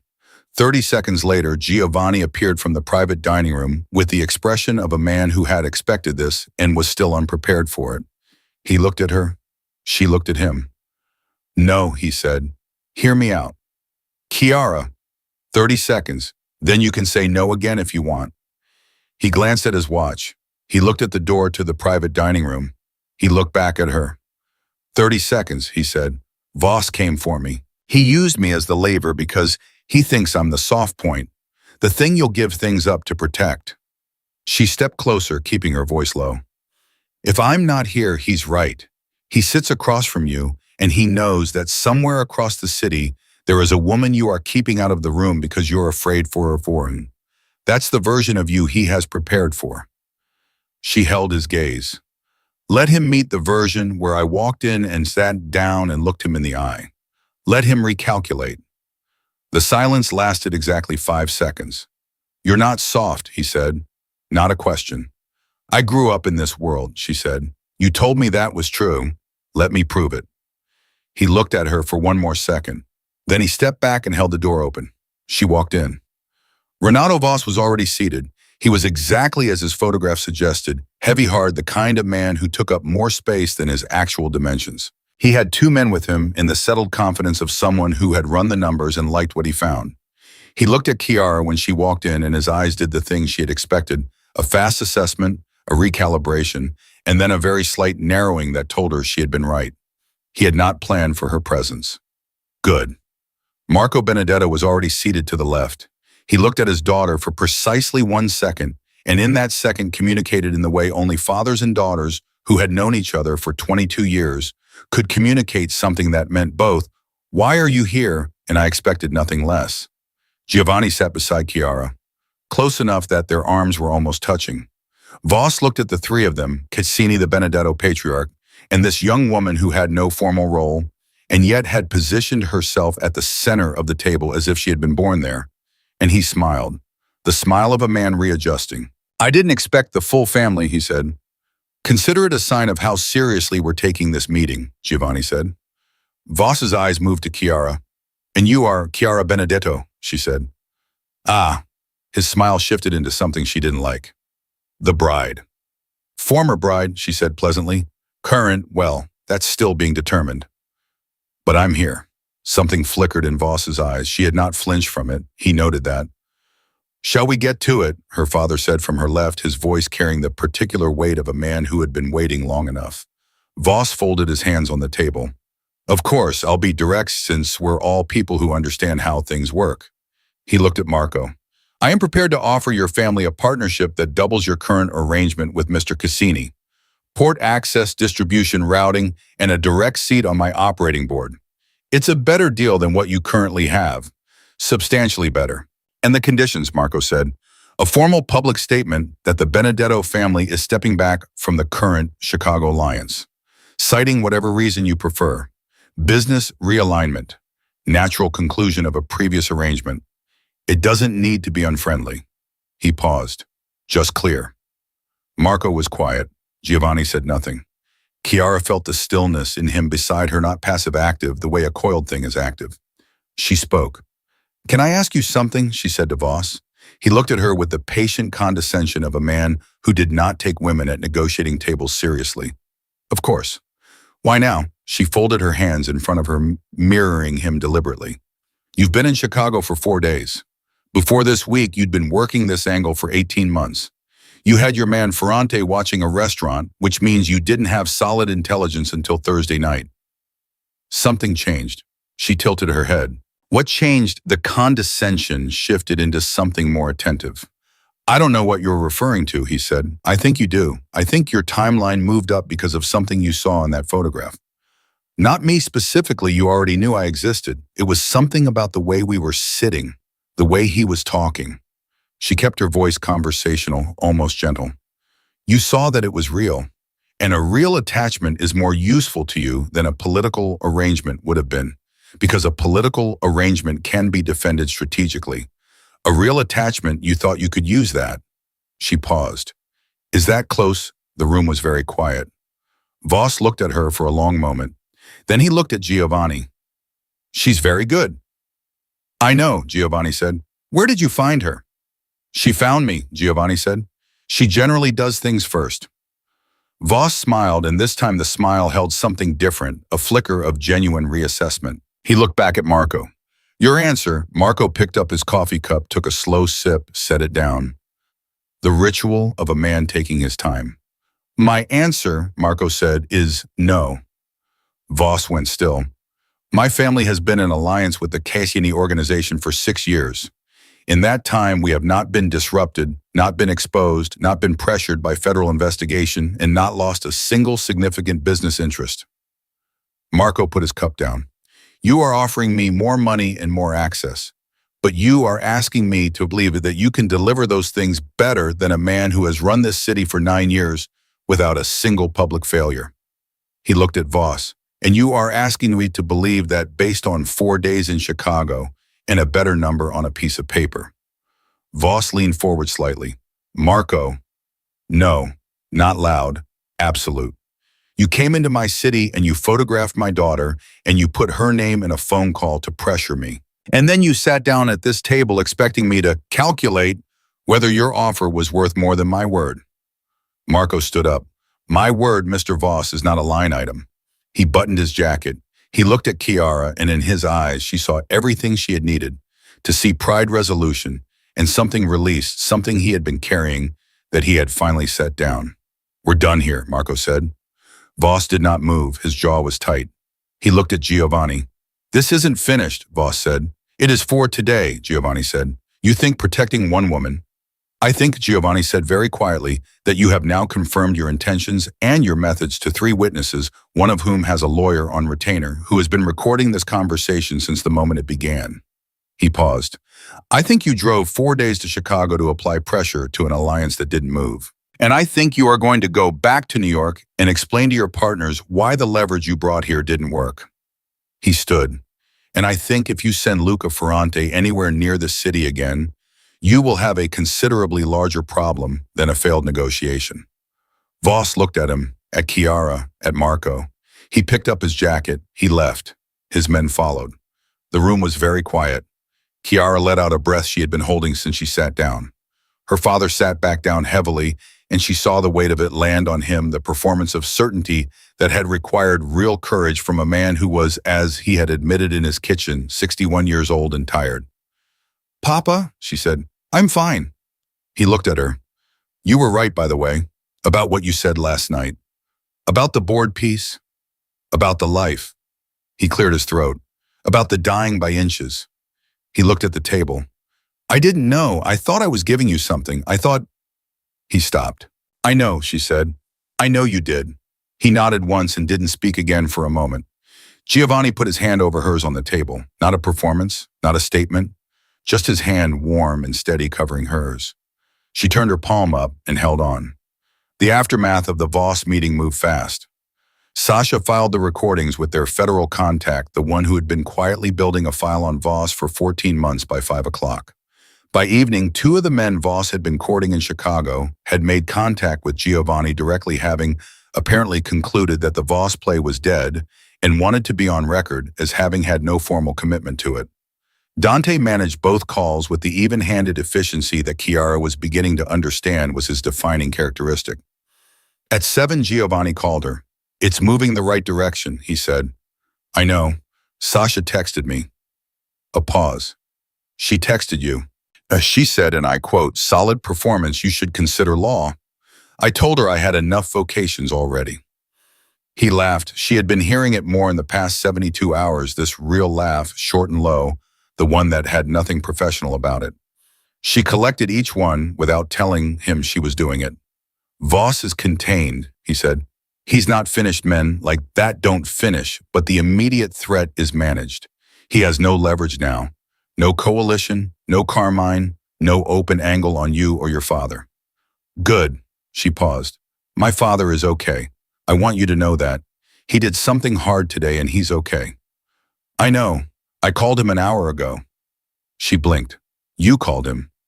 He deserved to hear it directly from me. What he did today cost him something. I told him I understood that and I was grateful. She held the phone against her cheek for a moment, looking at the ceiling. You did that on your own, she said. I did. Without anyone telling you to. Chiara. A pause. I'm trying. I know, she said. I see it. She heard him on the other end of the line, his breathing the faint sound of the city behind him, and she thought about his grandmother's words that he had given her at the dinner table like something precious. Happiness is a decision you make every morning before you get out of bed. Giovanni, she said. Yes. When this settles down, when the Voss situation is fully handled and the alliance is stable and nobody is photographing us or monitoring my gate. She paused. I want to go back to that restaurant. A beat. Same table, he said. Same table, same bread, same terrible lighting. She paused. And I want you to not wear the emotional equivalent of a suit. I'll see what I can do. I'll take that as a yes. She hung up and sat in the quiet of her room with the city outside doing what cities do, breathing, moving, indifferent to the weight of any one person's choices. And she thought about the altar, and the office, and the midnight call, and the dinner, and the clinic, and the meeting. All of it compressed into 4 days that had changed the shape of everything. She picked up her phone one more time and sent a text to Francis Cho. It said, I want to come back to the clinic. Part-time to start. Tell me when there's a shift open. Francis replied in under 2 minutes. Monday morning, 6 a.m. We've been waiting for you. Chiara set the phone down. For the first time in longer than she could immediately remember, she felt something that her mother would have called peace and her sister would have called finally, and she herself could only describe as the sensation of a life beginning to fit around her properly. Not a life that had been built to hold her, but a life she was building herself with her own hands in her own time for no reason except that it was hers. Outside, the car across the street sat quiet in the dark. She let it stay. She was done running from protection. She just needed it to be the kind that came from a person who had bothered to ask her what she needed first. And for the first time, she believed she had found one. 3 floors below in the kitchen, Marco Benedetto sat at the table with a cup of cold coffee and his phone in front of him, looking at a name in his contacts he had not called in 11 years. His brother-in-law, a federal judge. The third call he had made the night before the meeting, the one Chiara would never know about the insurance policy, the thing a father builds quietly around a daughter's future without asking her permission, because some habits of love are older than self-awareness. He left the name uncalled. He deleted it from his recent contacts. He put his phone face down on the table. And Marco Benedetto, for the first time in 22 years of managing his daughter's life, chose to trust her to manage it herself. Monday morning came in fast and cold, and Chiara Benedetto was at the clinic by 5:58. Francis Cho was already there, coffee in hand, keys on the desk, looking at Chiara the way a person looks at someone they have been waiting for without saying so out loud. She handed Chiara a set of scrubs without ceremony. Chiara changed in the back room, pulled her hair up, and stood at the nurse's station at 6 o'clock, exactly feeling something she had almost forgotten she was capable of feeling. Useful, not positioned, not managed, not placed. Useful in the direct physical, specific way that nursing had always made her feel, the way her hands knew what to do before her brain finished catching up, the way a patient's face changed when they understood that the person beside them was not going to leave until they were okay. She worked a 6-hour shift.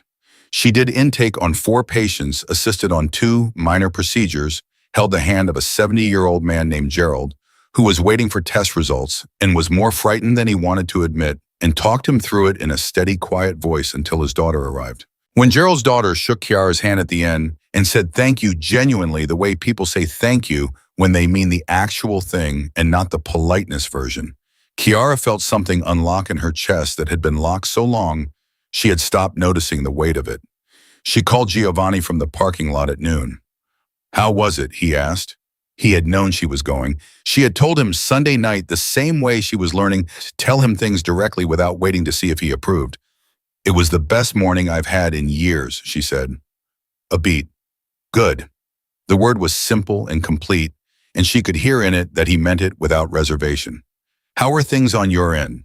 Quieter than they've been in a week. The federal contact confirmed they're moving forward with the Voss file. Sasha says it won't be fast, but it will be thorough. He paused. Dante says good morning, by the way. He's been telling everyone in the office about the woman who brought the security detail coffee. She laughed. Tell Dante I'll bring him some too, if he stops parking so close to the hydrant. She heard Giovanni relay this, heard Dante's response from across the room, something that sounded like surprised, genuine laughter, and the ordinary warmth of it, the ridiculous domestic normalcy of it, settled over her like something she wanted to keep. Dinner Thursday, she said. Same place. Same place. Same table. I'll be there, he said. No emotional suit. She hung up, got in the car, and told the driver to take her home. She was smiling the entire way. The 3 months Chiara had asked for did not feel like waiting. They felt like building the slow, deliberate work of putting something together that was meant to last rather than the rushed assembly of something meant to look good from a distance. They had dinner every Thursday. They talked on the phone most evenings, not long calls, not dramatic ones, just the phone calls of 2 people who had developed the habit of ending their day by checking in with each other. She told him about the clinic. He told her cautiously at first, then with increasing ease about the actual work of his days, not the dark edges of it, but the machinery, the decisions, the weight of running something that hundreds of people depended on directly and thousands more depended on indirectly. She was a better listener than he had expected. He had expected her to flinch at certain things, and she didn't. She asked questions instead, real ones, the kind that required him to think more carefully about the answers than he would have on his own. He found himself thinking differently after their conversations. More than once he said something out loud to her that he had not known he believed until it came out of his mouth in her direction. He told her this once at the 5th Thursday dinner when they had been talking for so long that the restaurant was nearly empty, and the owner, a man named Sal, who was not her father's Sal, but who had the same name and a similar quality of simply accepting whatever happened in his establishment without comment, had stopped coming to ask if they needed anything. You make me say true things, Giovanni said. She looked at him over her wineglass. Is that uncomfortable? Extremely. He said it without any complaint in his voice. I've spent 15 years being the person in every room who speaks last and says least. And you sit across from me and say something, and I respond before I've decided to. He shook his head slightly. It's completely disorienting. You sound annoyed. I'm not annoyed. He looked at her. I'm the opposite of annoyed. I don't have a word for it. She tilted her head. Try. He was quiet for a moment. Awake, he said finally. I feel awake in a way that I haven't been for a long time. She set her glass down carefully. That she said might be the nicest thing you've said to me. I have said very nice things to you, but you've said true things to me. That's better. She paused. But that one was both. He looked at her across the small table and the thing that lived in the space between them. The thing that had been building since the altar, since the office, since the midnight phone call, since a restaurant in Wicker Park that smelled like someone's grandmother's kitchen was so present now that it required active effort to look past it. Neither of them was looking past it anymore. Kiara, he said. I know, she said. I haven't asked you anything. I know what you're going to ask. He was quiet. She was quiet. We said 3 months, he said. We did. It's been 11 weeks. I know how long it's been. He looked at her with those dark, steady eyes that she had learned thoroughly in the accumulated detail of 11 weeks of dinners and phone calls, and the gradual architecture of real knowledge did not give nothing away anymore. Not to her. To her, they gave everything. I'm not going to ask you because of Voss, he said. I'm not going to ask you because of the alliance or the families or any external pressure. I want to be clear about that. I know. I'm going to ask you because I would like to spend the rest of my life having dinner with you in this specific restaurant and arguing about whether I'm wearing the emotional equivalent of formal wear. He paused. And because you make me say true things, and because the clinic called me last week. She blinked. The clinic called you. Frances Cho, she called my office. She said, and I want to be precise here, she said, your girlfriend saved a man's life last Tuesday, and she's too modest to tell you, so I'm telling you. And then she hung up. Kiara looked at the table. Gerald, she said quietly, his results came back wrong. He arrested in the parking lot before his daughter got there. I was still at the nurse's station. You saved his life. I did what I was trained to do. Kiara, he waited until she looked up. You saved a man's life. That's not a small thing to say quietly into a table. She felt the thing move through her, the thing she'd been carrying since she was 19, and sitting in a lecture hall thinking, I want to do this forever. And then her father had called and said he needed her, and she had driven home and folded the life she wanted into a box she put somewhere she couldn't see it.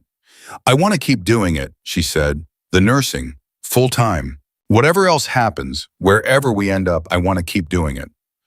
I know, he said. I wouldn't ask you to stop. I'm not asking your permission. I know that too. The ghost of the smile.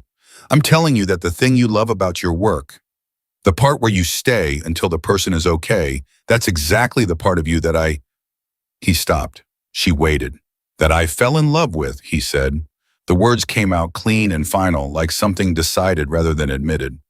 In your father's living room in December, when you were talking to an old man in the corner who didn't know anyone, and you went and sat with him, and by the end of the evening, he looked like someone had turned a light on him. He looked at her. I told myself it was nothing. I told myself it for 6 months. I am done telling myself things that aren't true. The restaurant was almost empty. The city was outside doing what it always did. And at a corner table with bread, they'd barely touched because they'd been talking too much to eat it. Chiara Benedetto looked at the man who had broken her world open on the worst morning of her life and understood that the worst morning of her life had also been the first morning of something she would not trade for any version of the quiet, managed, perfectly positioned future she had been preparing to accept. I fell in love with you somewhere around the midnight phone call, she said. I wasn't going to say it first. Why not? Because you needed to get there yourself. If I said it first, you would have questioned it. You would have decided I was confusing gratitude or adrenaline or proximity for something deeper. She paused. Were you ever going to get there on your own? 11 weeks. That's almost 3 months. Almost, and he said. I wanted to be sure. And are you so? He looked at her with a steadiness that had nothing strategic in it, no calculation, no management, just the man looking at the person who had walked into his office in a wedding dress and told him he was a coward and been completely irreversibly right. Yes, he said, I'm sure. She reached across the table and took his hand. He turned his palm up and held on. They stayed like that for a while in the small, warm restaurant with the city breathing outside, and neither of them spoke because There was nothing left to say that the silence wasn't already saying more cleanly. They were married on a Saturday in April. Not in the cathedral, not with 500 guests and a 12-foot train and the accumulated political weight of every alliance on the East Coast pressing down on every syllable of the ceremony. They were married in a small, private chapel in the Lincoln Park neighborhood, the kind of place that had old wood and good light and enough quiet to actually hear the words being spoken. The guest list was 31 people. Marco and Elena Benedetto. Rosa, who cried so thoroughly and so joyfully that she ran out of tissues before the ceremony ended and had to borrow Dante's pocket square, which she kept. Giovanni's mother, Lucia, small, silver-haired, with eyes exactly like his, and the bearing of a woman who had survived things she chose not to talk about and been made stronger rather than smaller by them. She held Chiara's hands before the ceremony and looked at her for a long moment and said in Italian a sentence that Chiara's Italian was not quite good enough to fully catch, but which Rosa, who had been standing behind her later, translated as, "You are the one I've been waiting for him to find." Francis Cho was there, which nobody had expected. Giovanni had invited her personally. He had called the clinic on a Tuesday morning, introduced himself, and said simply that the woman who ran the nurses' station on Monday mornings had changed the direction of his life, and he wanted the person responsible for training her to be present when he married her. Francis had said yes before he finished the sentence. Sasha was there in a green dress that managed to be both elegant and slightly intimidating, which Chiara thought was very on brand. Gerald was there. He had found out through Francis, who had his number from his patient file, and when Chiara saw him in the third row, she had to stop walking for a second and press her free hand flat against her sternum to hold herself together. He gave her a small wave. She gave him one back. Her father walked her down the aisle. He did it the way he did everything that mattered, with enormous care and absolute commitment, and no visible evidence of how much it cost him, though. Chiara felt it in the way his arm pressed against hers, steady and close. At the place where the aisle ended, he stopped. He looked at her. Then he looked at Giovanni, who was standing at the front of the small chapel with his hands clasped in front of him, and an expression on his face that Chiara had never seen before, and recognized instantly the open face, the face with nothing over it, the face of a man who had decided that this was the one room in the world where he was not going to manage how he looked. Marco Benedetto placed his daughter's hand in Giovanni Caccini's hand. He held them there together for a moment, the three of them, and he said quietly to both of them, "Take care of each other." Then he stepped back. And for the first time at an altar with a man she had spent 4 months learning to trust completely, Chiara, Benedetto felt what a bride was supposed to feel. Not the hollow performance of duty, not the careful management of expectations, not the quiet resignation of a woman who had accepted a life built around her instead of by her. She felt standing in the warm light of a small chapel with 31 people who loved her, and a man who was looking at her like she was the truest thing he had ever seen. She felt entirely, completely without qualification herself. The ceremony was short. The vows were the traditional ones because they had both separately and then together decided that the traditional ones said exactly what they needed to say without any elaboration. When the moment came to say, "I do," Giovanni said it first, and he said it with the same directness he had applied to every true thing he had said to her since the office. No performance, no decoration, just the fact of it, clear and final and completely meant. She said it back. The room was very quiet when she did. Then Rosa made a sound that was half laugh and half sob that broke the silence perfectly. And everybody else laughed, and Giovanni smiled, the full, real, unhurried version that she had been collecting for 4 months, and that still every single time caught her unprepared, and he brought her hand up and pressed it briefly against his jaw before he kissed her, and she thought that was probably the most honest gesture she had ever seen him make. Lucia Caccini was the first to reach them after the ceremony. She took Chiara's face in her hands the way Elena had the morning of the first wedding, but with a different quality to it, not checking for damage, not managing, just looking. The way someone looks at a thing they are glad exists. She said something in Italian. Chiara caught it this time. "He is not easy," Lucia said, "but he is worth it." "I know," Chiara said. "So is he." Lucia's eyes went bright. She kissed Chiara's cheek once hard and let her go. The dinner that followed was the most genuinely joyful meal Chiara had ever sat through. Her father and Giovanni's mother spent 40 minutes talking in a combination of English and Italian that became, by the third glass of wine, almost entirely Italian. And the ease of it, the sight of her father laughing at something Lucia said with the unself-conscious pleasure of a man who had forgotten for a moment to be the head of anything, was something Chiara photographed in her memory and kept. Dante gave a toast that was exactly 4 sentences long and somehow said everything. Francis gave one that was considerably longer and included a clinical observation about Chiara's diagnostic instincts that made Sasha and Giovanni laugh at the same time. Gerald did not give a toast. He sat in his chair with his daughter beside him, and when Chiara caught his eye across the room, he raised his glass to her and she raised hers back, and the small exchange contained more than most speeches ever did. Rosa gave the last toast. She had clearly written it and then rewritten it and then abandoned the writing entirely because what she said had the specific texture of truth arriving unrehearsed. She said that her sister was the most capable person she had ever known and the most lonely, and watching her become less lonely in real time over 4 months had been the most important thing Rosa had ever had the privilege of witnessing. She looked at Giovanni when she said the last part. She said, "You should know that she kept every single one of your texts, including the 4 logistics ones from before any of this started. She kept them on a separate thread, and she told me it was for reference purposes, and we both knew that wasn't true." Chiara covered her face with both hands. The table erupted. Giovanni leaned close to her ear and said very quietly with the smile she could hear in his voice, "4 logistics texts." "I hate my sister," Chiara said into her hands. "You love your sister." "I love my sister, and I hate her." "That's the most family thing I've ever heard." She put her hands down and looked at him. He was watching her with that open, steady, fully present attention that she had spent months learning to stop being surprised by, and he looked, she would think later, trying to find the right word for it, and eventually landing on this, he looked like a man who had come home to a place he had not known he was looking for. "Giovanni," she said. "Yes, your grandmother was right." He tilted his head slightly. "About which part? Happiness is a decision." She held his gaze. "I've been making it every morning for about 4 months now. I just wanted you to know it's working." Something moved across his face that she had no need to name anymore. She knew it. She had cataloged every version of it, the one that meant he was surprised, the one that meant he was moved, the one that meant he was deciding whether to say the whole truth or the safe version. This one was the whole truth arriving before the decision was made. He picked up her hand from the table and held it. "Me too," he said, "every morning."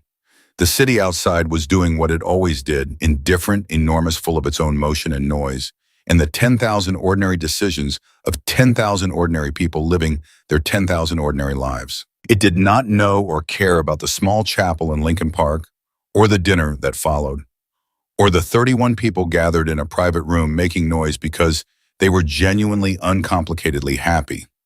But inside that room at a corner table that felt like all the corner tables that had led to it, with bread in the center that was already going cold because they were talking too much to eat it, Benedetto, Chiara. Caccini.